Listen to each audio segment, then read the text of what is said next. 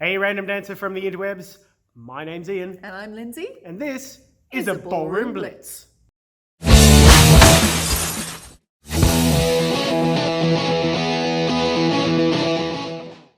Welcome back, Blitzers. We've got a beauty for you today. We're being all arrogant and awesome with the Paso Doble, and the move is the separation. Now, the separation is a great move, partly because there are several different variations that sort of lengthen it out and make it look even more snazzy. We're just going to be looking at the base move. It's only 8 steps long, and it's got a good story to it as well, which is perfect for our Paso Doble bullfighting. So let's have a look.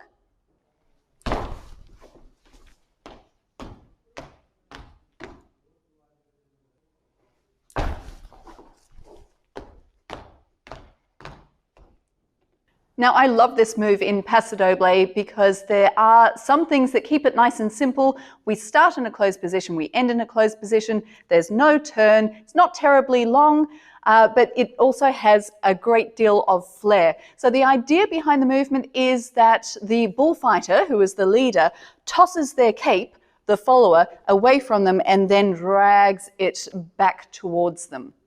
Now, the steps for the leader and the follower are quite different from each other, so let's have a look at the leader's steps first. Alrighty, leaders. A lot of the footwork for this movement is actually quite simple. You're going to be doing a lot of surplus, a lot of the penguin march in place.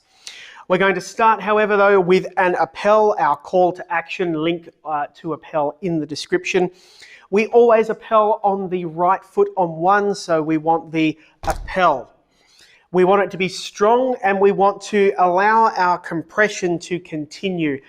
Pro tip, don't continue your compression forward because you just headbutt your partner, and take it from me, it fucking hurts. So we want to go down. We are throwing our cape back, we compress down. And imagine you have something on your head, it has to come forward, but you don't want to bend your whole body forward. So as long as you do that, we have a appel with a strong compression. Once we have compressed, we've now loaded our leg. We're going to take a strong step forward on our left. That's step 2.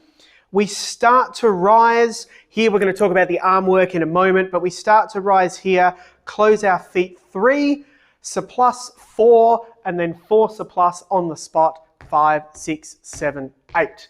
Ready to do whatever you want to do next. Now, if we run over the arms, and what sort of complements that strong posture. The follow steps are different, as Lindsay said, and I'll let her cover those in a moment. We want to imagine extending or pushing or throwing our cape out on about step 3. Really, when we've started to close our feet, the cape keeps going. So we appel on one with that strong compression. We've contracted our frame. We hold our frame nice and steady, no noodle arms. We take our strong step forward. As we close our feet and start to rise, we extend our arm. We're flinging the cape. That's on 3. Don't extend it so much that you have to bend forward. Doesn't really look so good and your weight's in the wrong spot. But we have gone to near full extension without losing our balance. And then as you do your surpluses, you have your 4th one in place.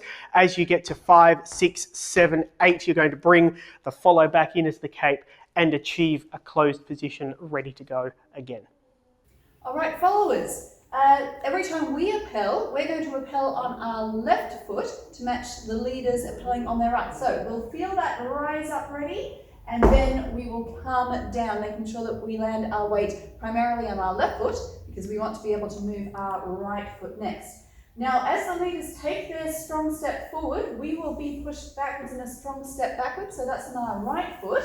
But as the leaders close their feet on 3, they're still extending their arm, and that forces us to take a secondary step backwards on our left.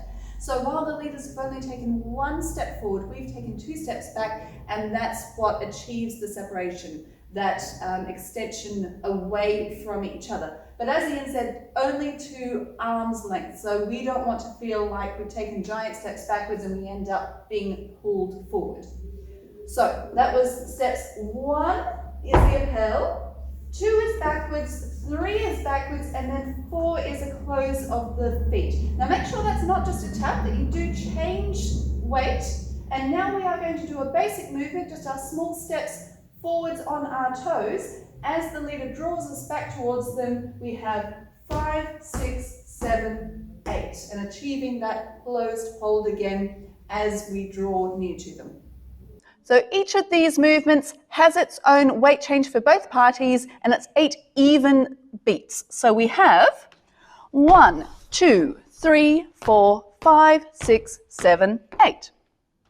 1, 2, 3, 4, 5, 6, 7, 8.